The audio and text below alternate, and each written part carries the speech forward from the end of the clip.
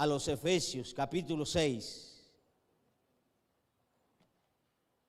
Efesios, capítulo 6, versículos 10 al 20. Y ahí vamos a centrarnos en la enseñanza de la palabra. Y dice así la palabra de Dios. Y voy a leer en la versión Biblia de las Américas. Dice así la palabra de Dios. Efesios capítulo 6, versículo 10 al 20. Por lo demás, fortalezcanse en el Señor y en el poder de su fuerza. Revístanse con toda la armadura de Dios para que puedan estar firmes contra las insidias, dice en esta versión, o artimañas del diablo. Porque nuestra lucha no es contra sangre y carne, sino contra principados, contra potestades, contra los poderes de este mundo de tinieblas, contra las fuerzas espirituales de maldad en las regiones celestes. Por tanto, tomen toda la armadura de Dios para que puedan resistir en el día malo y habiéndolo hecho todo, estar firmes. Estén pues firmes, ceñida su cintura con la verdad, revestidos con la coraza de la justicia y calzados los pies con la preparación para anunciar el evangelio de la paz. Sobre todo, tomen el escudo de la fe con el que podrán apagar todos los dardos encendidos del maligno. Tomen también el casco de la salvación y la espada del Espíritu, que es la palabra de Dios.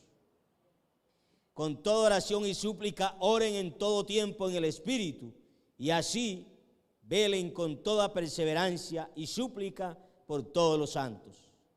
Oren también por mí, para que me sea dada palabra al abrir mi boca, a fin de dar a conocer sin temor el misterio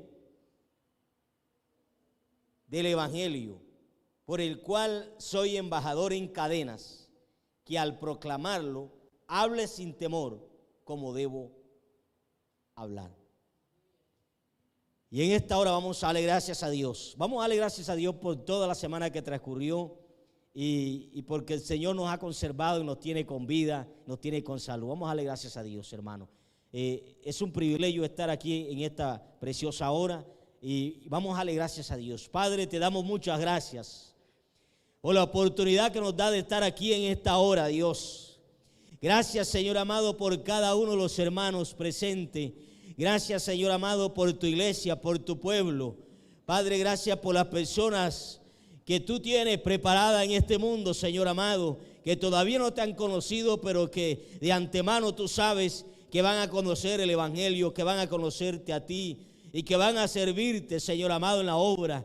Padre, te damos muchísimas gracias en el nombre glorioso de Jesús por la oportunidad que nos da de alabarte, de exaltarte en esta preciosa hora.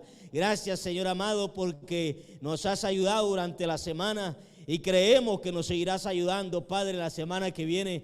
Padre, muchísimas gracias, Señor, porque eres bueno, eres maravilloso, Padre de la gloria. Proclamamos tu presencia en medio de este lugar, en medio de nosotros, Señor amado, y que el Espíritu Santo nos hable por medio de la palabra en este momento, en el nombre poderoso de Jesús. Te lo pedimos, amén y amén. Dale un aplauso al Señor, aleluya. ¿Cuántos dicen gloria a Dios? Y así puede ubicarse, hermano.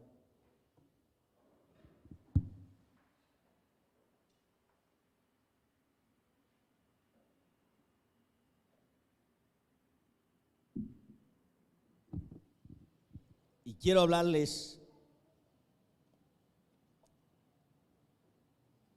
de un tema que Dios ha puesto en mi corazón para compartir con ustedes. Y tiene que ver con la lucha de la iglesia contra los poderes del mal. Como creyentes, nosotros libramos en este mundo una lucha contra tres enemigos. ¿Cuáles son esos tres enemigos que tiene el creyente? El pecado, ¿cierto? La carne, que es la naturaleza caída. ¿Cuál es el otro enemigo que tenemos nosotros los creyentes? El sistema de este mundo. Y número 3, ¿cuál es el otro enemigo? El diablo. Efesios capítulo 2, en los primeros versículos, versículos 1 al 3, encontramos esos 3 enemigos que Pablo los puntualiza y los menciona. Y de esos 3 enemigos, yo quiero hablar de uno de ellos, que es la lucha que tenemos o que tiene la iglesia de Cristo en este mundo. Mientras la iglesia permanezca en este mundo, como creyentes, tenemos que enfrentar estos 3 enemigos. Los enemigos, ya los mencionamos, la naturaleza caída, que es el pecado, que la Biblia habla de la carne, sí. Entonces, vale la pena hacer la observación. Los autores del Nuevo Testamento hablan de la naturaleza pecaminosa y creyente, y el apóstol Pablo algunas veces le llama la carne, los deseos de la carne, las pasiones, placeres de la carne, que es la naturaleza caída y es el pecado. Y es el sistema de este mundo, pero no vamos a profundizar en el sistema de este mundo, cómo se opone a las cosas de Dios. Y vamos a hablar en este caso del enemigo espiritual que tiene la iglesia, que es el diablo y los demonios. Ahora, es interesante entender, hermano, que dentro del mundo de esta lucha que tiene el creyente con las tinieblas, hay un tema que se llama el tema de la guerra espiritual. Yo no sé si cuántos de ustedes han escuchado hablar de guerra espiritual. Cuando ustedes han escuchado hablar de guerra espiritual, ¿de qué han hablado? ¿Cuáles son los temas que se hablan en la guerra espiritual? Espíritus inmundos. Ahí en este tema de la guerra espiritual hay muchos libros, hay mucha literatura cristiana sobre la guerra espiritual. Alguna de estas literaturas ha sido escrita con base a las experiencias que las personas han tenido en su caminar, en su vida cristiana. Algunos han sido satanistas que han estado en el mundo del ocultismo, en el mundo de la hechicería, de la brujería, y han llegado a Cristo. Y algunos líderes, que hoy día son líderes, que han salido de ese mundo, ellos han escrito libros. Y hay muchos libros sobre guerra espiritual. Otras personas han hecho o hacen un acercamiento del texto bíblico. Y yo quiero acercarme a este tema de la lucha espiritual o de la guerra espiritual que tiene la iglesia contra las tinieblas. Quiero acercarme desde el texto bíblico, ¿cierto? Ahora, sí tenemos experiencia, porque en este ministerio que yo he desarrollado y que estoy desarrollando, he tenido experiencia de echar fuera demonios, de orar por la gente que está poseída por demonios, de reprender, de ordenar de todo espíritu de las tinieblas que quiera hacer daño o que se levanta contra mi vida. Entonces, todas estas experiencias las tiene uno en la vida cristiana. Pero vamos a acercarnos qué dice la Biblia, porque la fuente de nosotros como predicadores, como teólogos, como pastor, el trabajo es orientar a la iglesia, orientar a la gente con este tema. Y la fuente principal mía no son las experiencias. Las experiencias hacen parte de la vida de nosotros, es cierto. Pero la base fundamental de la doctrina cristiana es la misma Biblia. Entonces, en este tema, yo escribí un artículo que es mi trabajo de investigación, mi tesis de grado, que es el trabajo de investigación que uno tiene que hacer para uno poder obtener el título como teólogo. Yo hice un acercamiento al tema de guerra espiritual y yo analicé a un autor que se llama Peter Wagner. Peter Wagner, yo no sé si usted lo ha escuchado. Peter Wagner es el teólogo o el señor que Dios utilizó para él sistematizar el movimiento de guerra espiritual o las prácticas de guerra espiritual que surgieron a finales del año 80, principios del 90 en Argentina. El movimiento de guerra espiritual en Latinoamérica ya se había mencionado en los Estados Unidos, por allá en el siglo XVIII, siglo XIX, se había hablado de que las iglesias tradicionales, cuando hablo de iglesias tradicionales estoy hablando como iglesias como denominaciones como presbiterianos, metodistas, bautistas, etcétera, etcétera. Estas denominaciones o estas iglesias cristianas evangélicas, estas iglesias cristianas evangélicas o protestantes empezaron a estancarse en el crecimiento de la iglesia, empezaron a estancarse en el quehacer ministerial y la iglesia empezó en un declive, podemos decir así, a declinar. Y varios pastores, líderes de varias iglesias empezaron a decir: ¿qué está pasando con la iglesia? Que la iglesia no está avanzando, que la iglesia no está creciendo, que la gente no tiene deseo para evangelizar. Y si evangeliza no está teniendo mucho éxito. Entonces estos hombres y mujeres empezaron a meterse con el Señor, a buscar a Dios en oración, en búsqueda, en ayunos. Y ellos empezaron a darse cuenta cómo las tinieblas trabajan en contra de las iglesias para que las iglesias no avancen, para que las iglesias se peleen entre ellos o entre ellas, que los creyentes se peleen entre ellos mismos y no empiecen a desarrollar el ministerio que Dios le ha entregado y la misión que es de Cristo, pero que ahora la iglesia es la que somos llamados a desarrollar la misión en este mundo.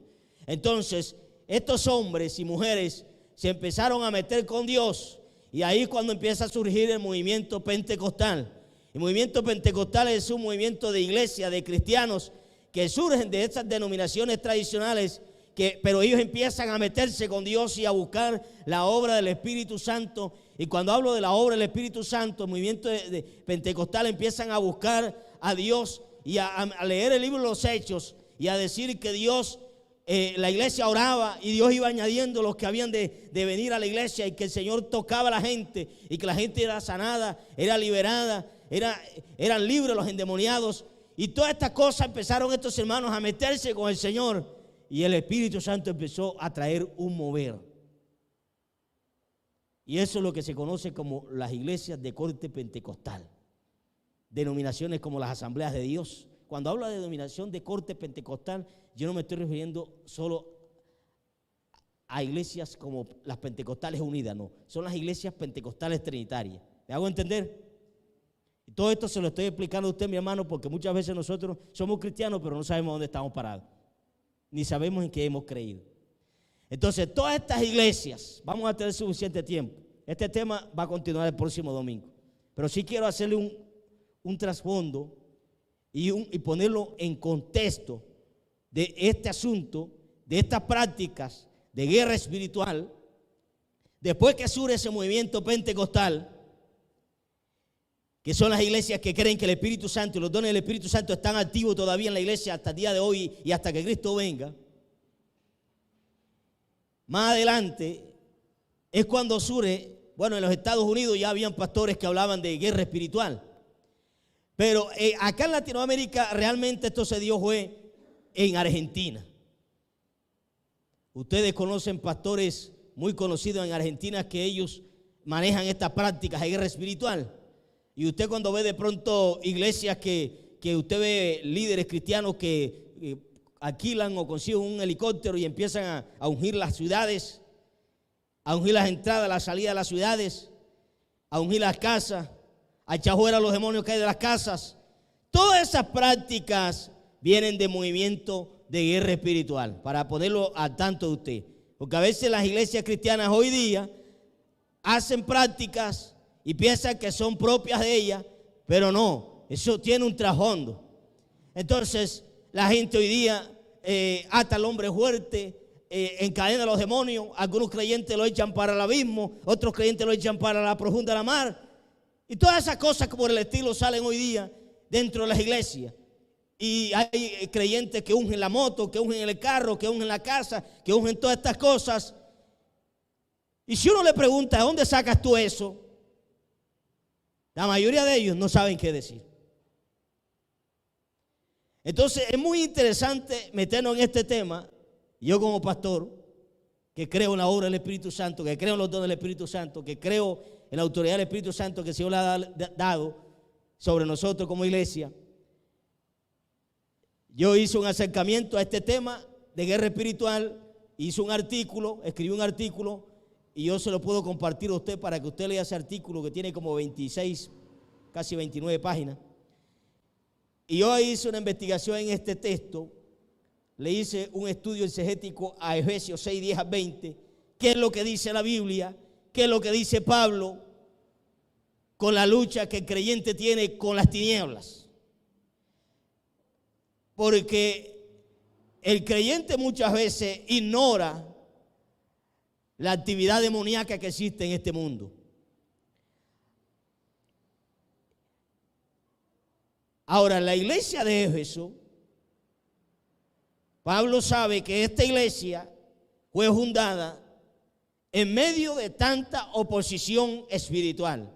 Ustedes leen el libro de los Hechos, capítulo 18, capítulo 19, van a encontrar que cuando Pablo llegó a Éfeso, la ciudad de Éfeso, existían cosas como la inmoralidad sexual, la hechicería, la brujería, la magia. Y cuando Pablo y luego los acompañantes de Pablo, Priscila y Aquila, que ellos llegaron a predicar el evangelio en la ciudad de Éfeso, pero Pablo establece la iglesia en Éfeso como tal, se establece en el tercer viaje misionero de Pablo. Pero ustedes saben que cuando Pablo llegó a predicar el evangelio en la ciudad de Éfeso, mucha gente que practicaba la magia, practicaba la hechicería, la brujería, estas personas cuando escucharon hablar el evangelio de Cristo, hablar de la persona de Jesús, ellos creyeron al mensaje del apóstol Pablo y creyeron en Jesucristo.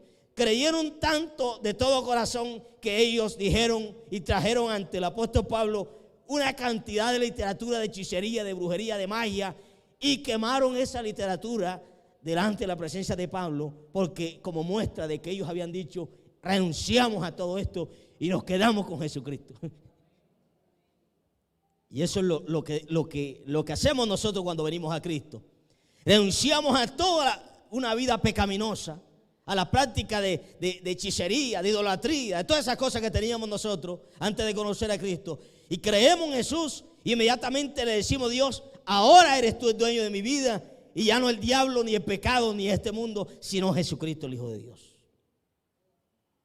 Entonces, esa es la situación y el contexto de lo que nosotros vemos de la ciudad de Éfeso cuando Pablo establece la iglesia, se consolida la iglesia allá en Éfeso. Y luego Pablo le escribe a la iglesia. Y yo quiero mencionar tres cosas en este sermón. Tres cosas. Primero, un creyente que depende de Dios en medio de la lucha contra los poderes demoníacos. Eso es lo primero. Segundo, un creyente que resiste a la maldad en medio de la lucha contra los poderes demoníacos. Y tercero, un creyente que cuida de su relación con Dios en medio de la lucha contra los poderes demoníacos.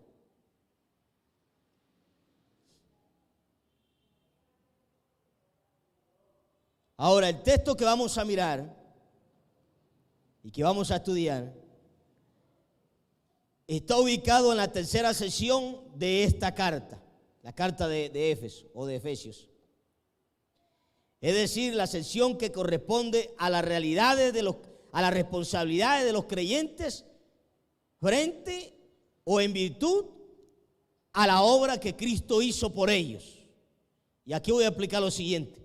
Cuando nosotros leemos una carta en el Nuevo Testamento o una epístola, en el Nuevo Testamento siempre tienen una estructura y es la siguiente: una introducción, un cuerpo y una conclusión. En la introducción está el prólogo, el inicio de la carta, el saludo de inicio. Después sigue la parte teológica, que es lo que Dios hizo por la iglesia. Y en tercer lugar, dentro del mismo cuerpo de la carta, vemos que aparece cómo debe ser la vida del creyente frente a lo que Dios hizo a favor de él. Y por último, están las conclusiones, que son los saludos finales o la despedida del autor. Eso, cuando usted lee una carta en el Nuevo Testamento, grábese eso. Siempre tiene esa estructura: introducción, cuerpo y conclusión. Ahí en el texto que nosotros estamos estudiando está ubicado en la tercera sesión de la carta. Es decir, toda la sesión, Pablo en los primeros capítulos 1 y 2, Pablo habla de la obra salvadora, redentora de Dios mediante Cristo. Es decir, la obra del Dios Trino manifestada en la persona de Cristo y que el Espíritu Santo hace la obra en el creyente. Pablo ahora va a decir, Dios hizo esto por la iglesia hace esto, pero ¿cómo la iglesia va a responder frente a la obra de Cristo? Dentro de esas responsabilidades que tienen o que tenemos nosotros los creyentes en respuesta a vivir para Dios, porque vivir para Dios no es una obligación, agradar a Dios no es una obligación, agradar a Dios es la respuesta mía en gratitud a lo que Dios ha hecho por la vida mía y por la vida suya. ¿Me está entendiendo? Es decir, tú y yo obedecemos a Dios no porque Él nos obliga, sino porque nosotros estamos agradecidos de lo que Cristo hizo por nosotros en la cruz del Calvario. Cuando un creyente se concientiza de eso, hermano, no necesita que lo estén empujando. Porque la respuesta de un corazón agradecido a la obra de Cristo es hacer la voluntad de Dios, seguir a Cristo. En Efesios capítulo 6, 10 al 20, Pablo muestra que los creyentes tienen la responsabilidad o necesidad de vestirse del carácter de Dios en sus vidas para resistir y vencer los ataques del diablo y de los poderes demoníacos que operan en este mundo. Pablo utiliza la metáfora, es decir, la comparación. Él utiliza una ilustración de la armadura de un soldado romano. Él utiliza la ilustración de la armadura de un soldado romano y se apoya en el Antiguo Testamento para darle un significado y explicar teológicamente qué significa o cuál es la armadura que Dios le ha dado a los cristianos o a los creyentes para que puedan resistir al diablo y sean victoriosos en este mundo. Así que vamos a entrar en el primer punto. Un creyente que depende de Dios en medio de la lucha contra los poderes demoníacos. Versículos 10 al 13. Los enemigos de la iglesia, Pablo los identifica. ¿Cuáles son los enemigos de la iglesia? Según este versículo, según este pasaje, Pablo dice que los enemigos de la iglesia son el diablo y los espíritus o fuerzas espirituales de maldad, que operan ¿desde dónde? Desde la esfera espiritual. Ahora, usted se va a encontrar la expresión regiones celestes. Si usted se ha leído, si usted es lector de la Biblia y se ha leído Efesios, la carta de Efesios, usted va a encontrar que la expresión lugares celestiales se encuentra varias veces en la misma carta de Efesios. Lugares celestiales en la carta de Efesios significa dos cosas. Significa el lugar donde mora Dios, los cielos. Pero también lugares celestiales significa lugar, la esfera, no donde mora Dios, sino una esfera espiritual donde operan las fuerzas demoníacas. En Efesios capítulo 6, versículo 12, Pablo dice: porque no tenemos lucha contra sangre y carne, sino contra principados, potestades, gobernadores de las tinieblas de este siglo, contra huestes espirituales de maldad que operan ¿dónde? Ahí aparece la expresión regiones celestes. Ahí regiones celestes no es el lugar donde mora Dios. Ahí regiones celestes es un lugar espiritual, una esfera espiritual donde las fuerzas demoníacas maquinan contra la humanidad y contra la iglesia. Entonces es muy importante porque alguien puede estar leyendo la carta de Efesios por primera vez y dice: bueno, ¿cómo es posible que aquí dice que es el lugar donde está sentado Cristo, que la iglesia está sentada juntamente con Cristo en lugares celestiales, y luego dice que las fuerzas demoníacas operan desde lugares celestiales? Entonces alguien va a decir: ¿será que estamos en el mismo lugar? No. Las fuerzas demoníacas operan desde el lugar espiritual, que en el tiempo de los griegos es un lugar que está debajo de la luna, en el tiempo de la cultura griega. Ellos miran esa parte, regiones celestes. Y algunos hoy miran de que regiones celestes o lugares celestes donde moran el diablo, los demonios, algunos le llaman eso el que segundo cielo. Ahora, lo que nosotros miramos es que lo que vemos es que Pablo está diciendo que la lucha que tienen los cristianos no es contra los hermanos, no es contra el prójimo, no es contra el gobierno, no es contra el sistema político de este mundo o de un gobierno. En ese momento la iglesia, el emperador o el imperio romano quizás atacaba a los creyentes, pero Pablo no ve al emperador como su enemigo. Pablo dice que los enemigos de la iglesia, inclusive Pablo cuando escribe esta carta está en la cárcel por el testimonio del evangelio, y él no dice que los enemigos son los soldados que lo tienen custodiando, que están cuidando su vida. Él dice que los enemigos de la iglesia son el diablo y los demonios, las fuerzas demoníacas, ángeles caídos que se levantan contra la iglesia. Así que Pablo toma la armadura, pero antes de hablar de esto, de la armadura, quiero explicar lo siguiente. Para Pablo, implícitamente, es imposible detener la obra de Dios o enfrentar al diablo o a un demonio, por muy pequeño que sea, sin Jesucristo. Es imposible. Oiga bien, los seres humanos somos impotentes, no tenemos poder para enfrentar al diablo y a los demonios, porque los espíritus demoníacos tienen más poder que los seres humanos. Y yo diría que nos pueden superar hasta en inteligencia.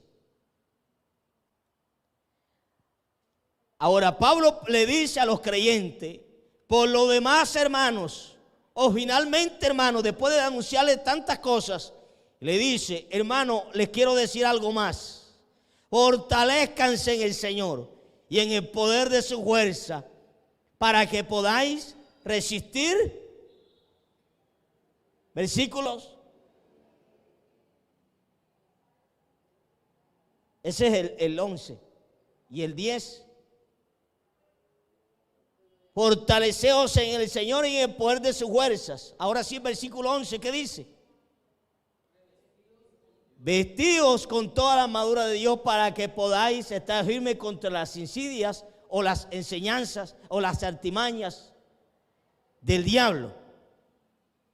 O sea, lo que Pablo está diciendo aquí es que el creyente, los cristianos, la iglesia, debemos depender de Jesús, de Dios, de su fuerza. Porque si no, es imposible que nosotros podamos ser victoriosos frente a Satanás y a los demonios o los ataques que ellos se levantan o que ellos hagan contra nuestras vidas. Es imposible. La lucha de la iglesia, mire, hay una expresión que dice, versículo 12, y aquí voy a explicar este término, porque en español así como está, no se ve tan, nosotros leemos, porque nuestra lucha no es contra sangre y carne, sino contra principados, potestades, gobernadores y huestes espirituales de maldad en las regiones celestes. Ahí van a ver varios autores que van a decir que ahí no se está refiriendo a poderes demoníacos, a fuerzas demoníacas. Pero según el texto bíblico, lo que Pablo está diciendo es que si Pablo dice que la lucha no es contra sangre y carne, es decir, no es una lucha humana, entonces de hecho da por sentado que es una lucha espiritual. Y los términos que siguen se van a referir a fuerzas o poderes espirituales. Porque potestades y gobernadores o principados, esos términos se utilizan en la Biblia para hablar de gobernadores terrenales, como presidentes, gobernadores y cosas así. Pero Pablo da por sentado que los enemigos de la iglesia son espirituales. Ahora, Pablo dice, porque nuestra lucha, y aquí voy a explicar un momento el término lucha. Pablo utiliza una palabra griega ahí. Y si usted algún día estudia griego, usted se va a dar cuenta que la palabra griega que Pablo utiliza ahí para referirse, porque no tenemos lucha,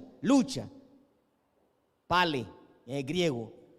Significa lucha de atletas. Es decir, una lucha como la lucha libre. Ese es el término que Pablo utiliza ahí.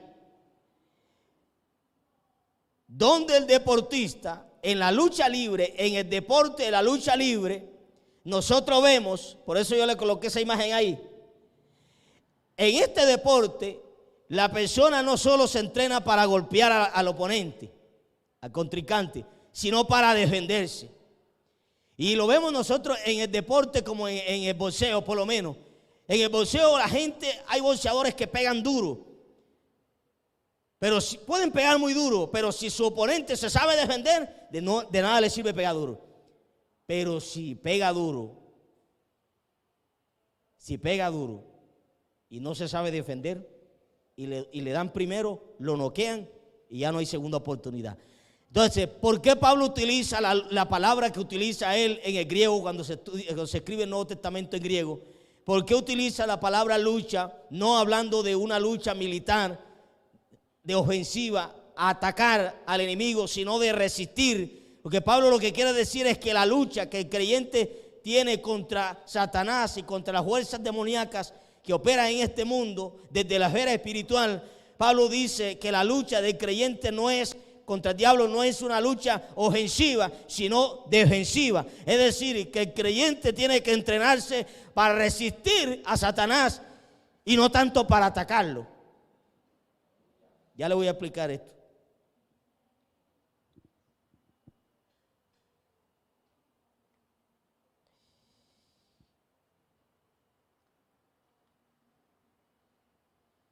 ¿Por qué es importante entender esta lucha de esta manera? Porque los creyentes en la Biblia no se nos llama a cazar peleas con el diablo.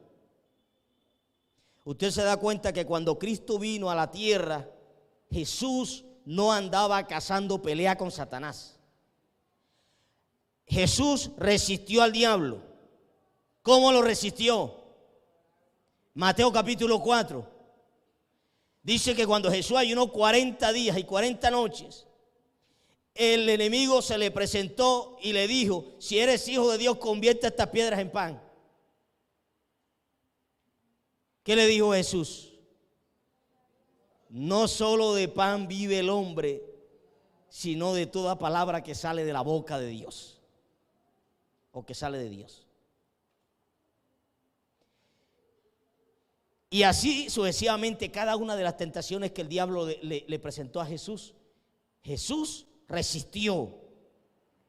Ahora, ese resistir, hay momentos que hay excepciones. Hay momentos donde Jesús tuvo que confrontar a los demonios.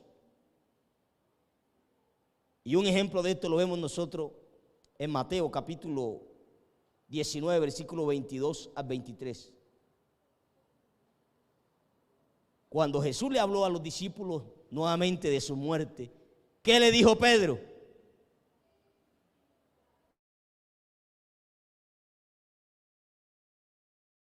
Necesario que el Hijo del Hombre se ha entregado en manos de los principales sacerdotes y luego se ha llevado a la muerte, al sacrificio, que el Hijo del Hombre sea crucificado o que muera.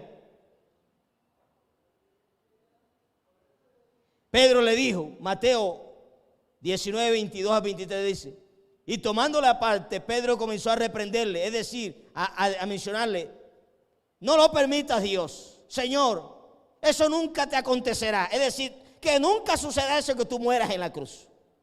Mire la ignorancia, pero esto no era un asunto de Pedro. Pero volviéndose él, es decir, Jesús, dijo a Pedro: quítate delante de mí, Satanás, me eres piedra de tropiezo, porque no estás pensando en las cosas de Dios, sino en la de los hombres. ¿Dónde estaba el diablo hablando? ¿Por medio de quién? Por medio de Pedro. Ahora, cuando yo digo que el creyente tiene que resistir al diablo, eso es resistir al diablo. Pero en este pasaje es una confrontación. ¿Qué le dijo Jesús a Pedro? Pero no era Pedro. Era que el diablo tomó su mente y le puso las palabras para que le dijera a Jesús que no fuera a la cruz, que no muriera. Pero Jesús, con el discernimiento, él se dio cuenta que no era Pedro que estaba hablando en la boca, que no eran palabras de Pedro, que era el diablo que había tomado a Pedro. Y le dijo: Por eso Jesús le dice, apártate de mí, Satanás. Entonces, hermanos, lo que Pablo está diciendo, retomando el texto de Efesios, Pablo está diciendo que el creyente no fue llamado a estar atacando al diablo continuamente, sino a resistirlo continuamente. En otras palabras, hermanos, mire, muchas veces los creyentes, y esto es una enseñanza muy importante porque a veces los creyentes mantienen continuamente más en la boca mencionando al diablo que a Jesús, que a Dios, que alabar a Dios, que exaltar a Dios. Hay gente que todo es demonio, que todo es diablo, que todo es esto. Entonces, en vez de mencionar tanto al diablo, ahora cuando usted menciona al diablo o menciona un demonio es porque usted le va a decir en el nombre de Jesús, sal de aquí o vete o tal cosa. Pero usted y yo somos llamados ¿qué? A glorificar y a honrar el nombre de Dios. Dale un aplauso al Señor.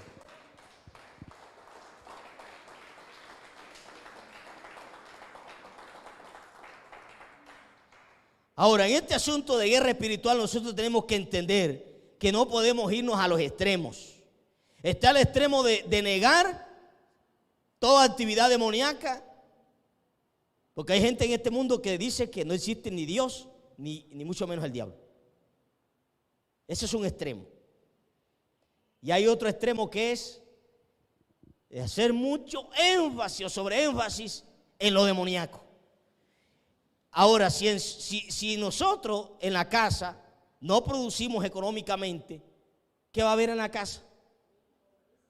Pobreza, ruina. ¿Y sabe qué dicen muchos creyentes a veces por la excusa y por la pereza? Es que hay un espíritu de ruina y a todo queremos ponerle espíritu. Todo queremos ponerle nombre.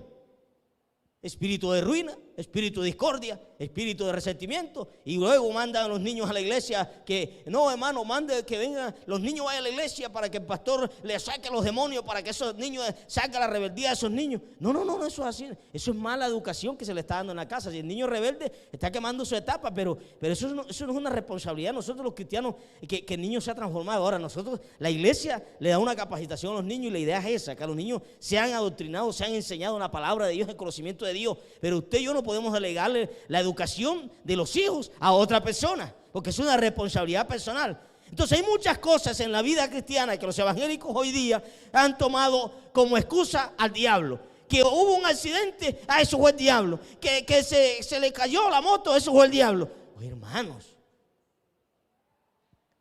ahora no ignoramos las maquinaciones de Satanás. Hay accidentes que son producto de una influencia demoníaca, pero hay accidentes que son producto de una imprudencia de otra persona.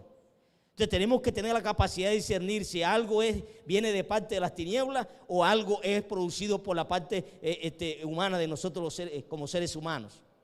Tenemos que tener discernimiento. Un ejemplo, si alguien se llega a ti a comentarte una situación, ya sea familiar, ya sea que vive en el hogar, un problema que está pasando, una situación económica que está viviendo. Ahora tú y yo tenemos que tener la sabiduría de Dios, el discernimiento de Dios para saber si este problema que está viviendo el hermano es una influencia demoníaca o más bien es una irresponsabilidad, o porque el hermano se ha descuidado espiritualmente, o porque esa pareja dejaron de ser responsables, dejaron de manejarse bien en la casa y por eso tienen toda la cantidad de problemas por el cual están pasando.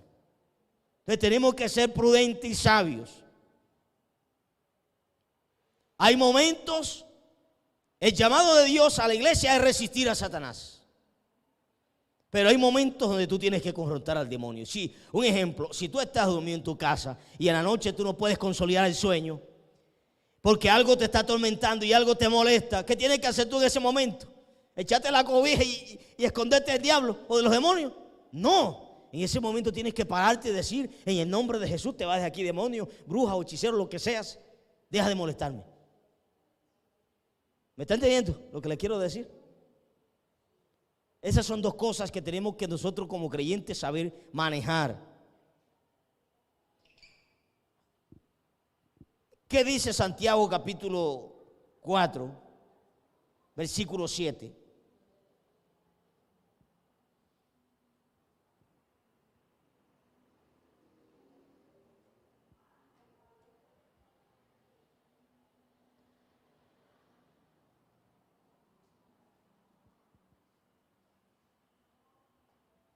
Santiago 4:7 dice, someteos pues a Dios, y resistir ¿a quién? Al diablo. Hay que someterse a Dios. Por eso, hermanos, ¿qué pasa? Que hoy día las iglesias, los creyentes, todo tiene a veces que hacerlo el pastor o el líder o el evangelista o el predicador. No, hermano, que trajeron una persona que está atormentada por un demonio. No, eso es el pastor, es el único que tiene poder para hacer eso. No, toda la iglesia, todos los creyentes hemos recibido el Espíritu Santo. ¿Es así o no es así? Tenemos el Espíritu Santo, tenemos la presencia de Dios, tenemos el poder de Dios. Entonces, aquí todos somos partidarios de la presencia y de la gloria de Cristo manifestada en la iglesia. ¿Por qué muchas veces hoy día las iglesias se vuelven dependientes de un hombre apenas? De un solo pastor, de un solo predicador. No, que ese es el que ora por los enfermos y se sana. Que ese es el que ora por los endemoniados y son liberados. No, si la Biblia dice que estas señales seguirán a los que creen. Es para toda la iglesia. Somos el cuerpo de Cristo. Ahora, hay una doctrina que dice que los creyentes en la actualidad no tienen poder para reprender a Satanás ni para reprender a los demonios. Que eso fue para la era apostólica. O para los apóstoles. Pero cuando nosotros miramos el libro de los Hechos de los apóstoles, nosotros encontramos que no solamente los apóstoles eran los que oraban por los enfermos y se sanaban, o que echaban fuera demonios. Nosotros vemos al evangelista Felipe, vemos a otras personas en el libro de los Hechos echando fuera demonios. Entonces, como cristianos nosotros tenemos que entender que el apóstol Pablo, según la carta a los Efesios, dice que la iglesia ha sido colocada en lugares celestiales juntamente con Cristo. Cuando Pablo dice esa expresión, lo que está diciendo es que los creyentes estamos en una posición de autoridad frente a los poderes de las tinieblas. Ahora, ¿por qué es que la gente hoy día se siente aterrorizada por los demonios y la brujería y la hechicería? ¿Por qué es que los creyentes se sienten muchas veces aterrorizados? Porque los creyentes a veces no nos sometemos a Dios. Estamos lejos de Dios. ¿Cómo se construye esa relación con Dios? Todos los días. Santiago dice, sométanse pues a Dios. ¿Qué significa someterse? Obedecer, hacer la voluntad de Dios.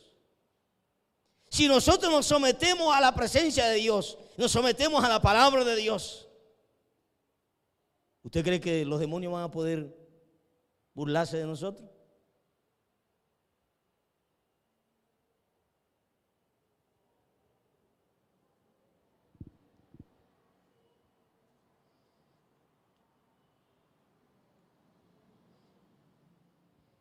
Pablo va a mencionar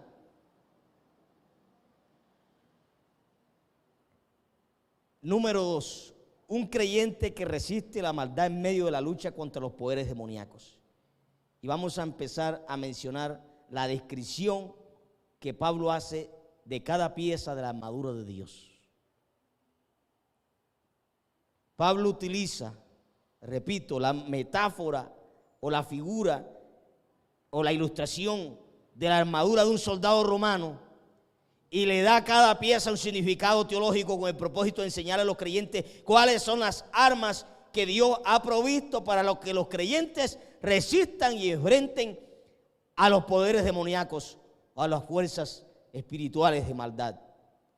¿Cuál es la primera arma que Pablo dice que Dios le dio a los creyentes? Efesios capítulo 6. Versículo 14 en adelante. ¿Cuál es la primera arma?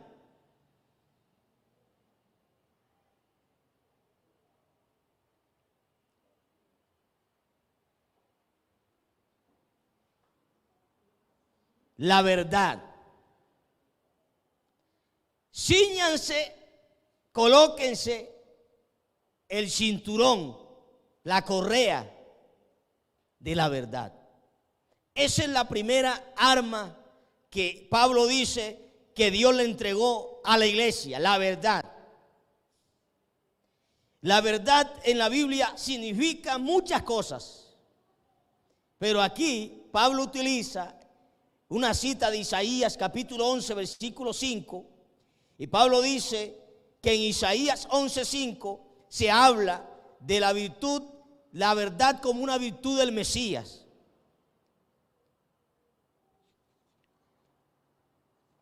La verdad es una virtud del Mesías que va a gobernar sobre su pueblo. Y Pablo utiliza esa cita de Isaías capítulo 11, versículo 5, para decir a los creyentes que esa virtud con la que va a gobernar el Mesías sobre su pueblo, esa virtud debemos tenerla nosotros los cristianos para poder enfrentar los poderes demoníacos de este mundo. Entonces, ceñirse con la verdad significa una vida íntegra, es decir, una vida sincera, que el creyente sea transparente, una vida alineada con la verdad de Dios. Eso significa verdad. Verdad significa, aquí en este pasaje, significa integridad, significa transparencia, significa sinceridad. ¿Cómo combatimos nosotros la mentira en este país? Con la verdad. No hay otra forma en que tú y yo podamos combatir la mentira. Tiene que ser con la verdad. Si nosotros, por eso Pablo dice, cada uno hable la verdad con su prójimo. ¿Cómo podemos nosotros vencer la mentira? Diciendo la verdad, mencionando la verdad, diciendo las cosas como son, siendo transparentes, siendo íntegros. Imagínense usted esa característica que tiene Isaías 11:5 cuando habla de la característica del Mesías. Imagínense aquí en Colombia si hubieran alcaldes, el presidente, los diputados, los senadores, si fueran gente sinceras, si fuera gente transparente. ¿Usted cree que cómo estuviéramos nosotros aquí en este país? Si todos los creyentes que estamos aquí y los que hay aquí en Tuluá y en todo el mundo entero habláramos la verdad, fuéramos transparentes, fuéramos sinceros con la gente, ¿cómo estuviera la sociedad? La sociedad estuviera mejor. Porque si usted se da cuenta, la verdad para hoy día se constituye un valor en la sociedad. Y esa que sí la necesitamos. Necesitamos la verdad. Necesitamos gente íntegra, necesitamos gente sincera, gente transparente en lo que hace, en lo que dice, cómo vive. No hay otra manera de resistir las mentiras del diablo usando la verdad.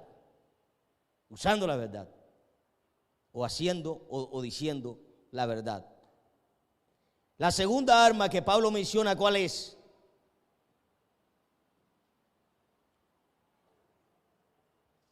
La justicia. Pónganse la coraza de ¿qué?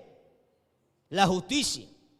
Ahora, antes de pasar aquí a la coraza de la justicia, en los versículos, capítulo 4, versículo 25 y Efesios 5, 9, Pablo dice que los creyentes tienen que abandonar ¿qué? La mentira.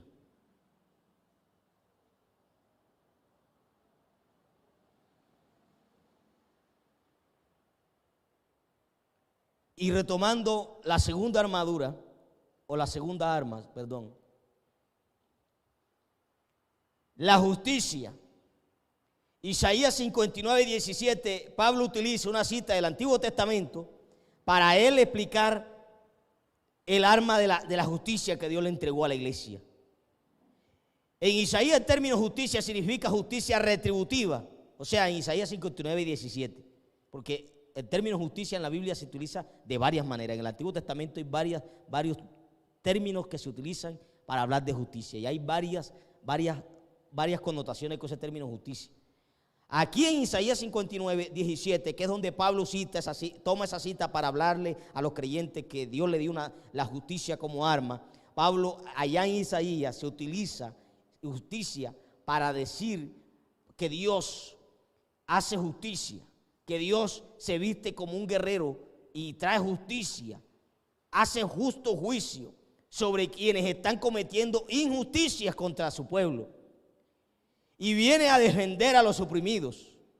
Entonces, ¿qué significa vestirse de la coraza de la justicia? Significa adoptar o imitar la conducta justa o recta de Dios y reflejarla en las relaciones interpersonales.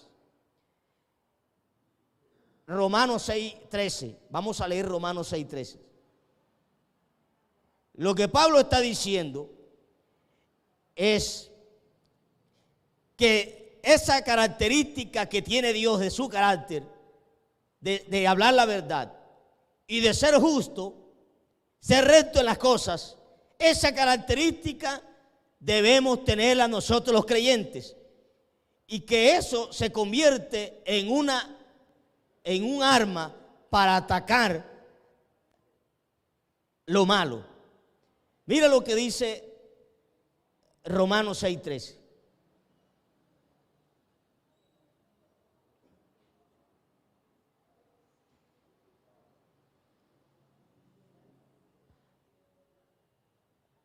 Ni tampoco presentéis vuestros miembros al pecado como instrumento de iniquidad, sino presentad vosotros mismos a Dios como vivos de entre los muertos, y vuestros miembros a Dios como instrumentos de justicia.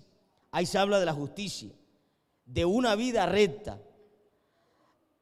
Escúcheme bien, ¿cuál es el problema que tiene este país? De los tantos que tiene. La corrupción.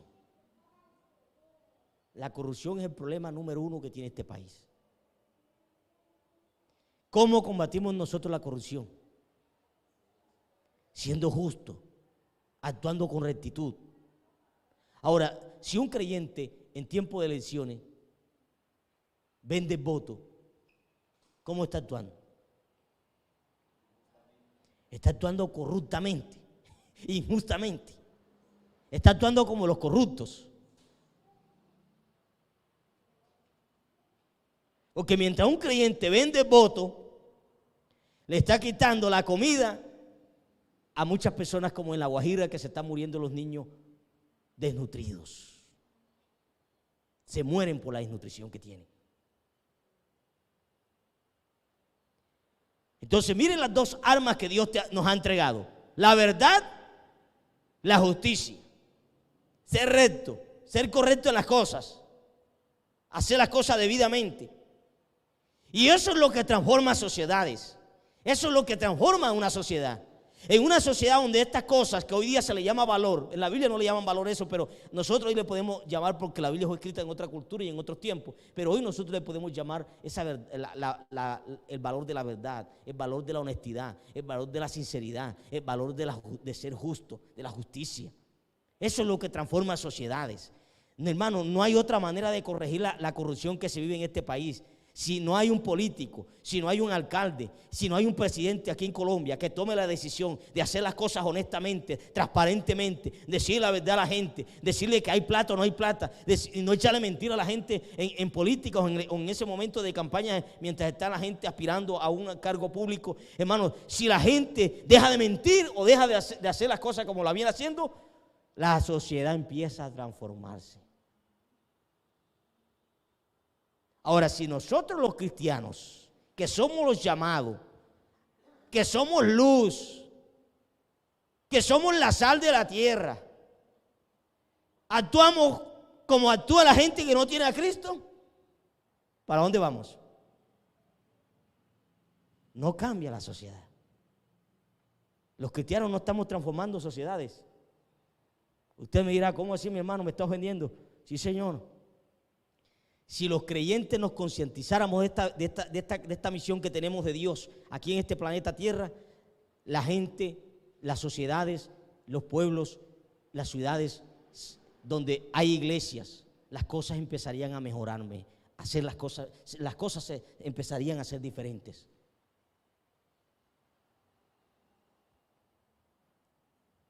Hay que atacar la corrupción. Mire, si nosotros empezamos a orar, Padre Santo, Señor, reprende, atamos ese demonio de corrupción aquí en Colombia que está molestando, lo atamos, lo lanzamos al infierno. Podemos pelarnos las rodillas, pero si no empezamos a actuar con justicia, el demonio no se va. Usted puede coger la casa y la puede ungir de aceite por donde sea, las entradas, la salida, lo que sea. El diablo no respeta el aceite, el diablo respeta a la persona. Los demonios no respetan el título, que es el pastor, que es el diácono, que es el teólogo, que es el doctor. No, ellos no respetan eso. Ellos lo que respetan es los creyentes que viven para Dios, que se tratan de guardar para Dios, que son sinceros, que si pecaron confiesan el pecado, le dice: Señor, yo me equivoqué, aquí estoy, límpiame, Señor, ayúdame a seguir adelante. Así que, hermano, levántese de su silla, vamos a darle por aquí, vamos a detenernos, continuamos el próximo domingo con esta enseñanza, porque yo quiero que esto empiece a hacer un trabajo en nosotros. Yo siento que tengo la responsabilidad como cristiano en este mundo de hacer las cosas bien. Amén. Usted y yo tenemos esa responsabilidad, hermanos, porque eso es lo que transforma sociedades. Eso es lo que transforma a la gente. Y eso es lo que hoy día la gente está esperando. La gente de afuera está esperando que hayan creyentes que digan la verdad, que sean sinceros, que traten de ser honestos en su vida diaria y que si se equivocan, reconozcan su error. Me equivoqué, pero aquí estoy dispuesto a cambiar, a ser diferente, a vivir una vida diferente. Mire todo lo que se está viviendo en el país, todas las corrupciones que hay. Y usted ve la gente votando por los mismos y por las mismas. Y usted le pregunta a un colombiano como tal: ¿tú quieres que la situación aquí en el país cambie? ¿Y sabe qué dice? Sí, pero el cambio no llega si no empieza de nuestro corazón. Esa es la realidad. Así que saquemos ese discurso que, hermano, que ahora sí, que no sé qué. No, Señor. Las cosas cambian cuando tú y yo tomamos una actitud diferente, una actitud a parecernos como a Cristo, parecernos a Cristo, a vivir para Cristo. Ahí empiezan a cambiar las cosas en la vida de uno, en la casa, en el hogar, donde quiera que esté. El creyente va a marcar la diferencia, en el trabajo, en la empresa. ¿Por qué? Porque ya empiezan a mirar que ese creyente está siendo una persona que está actuando diferente a la demás gente de la sociedad. Así que vamos a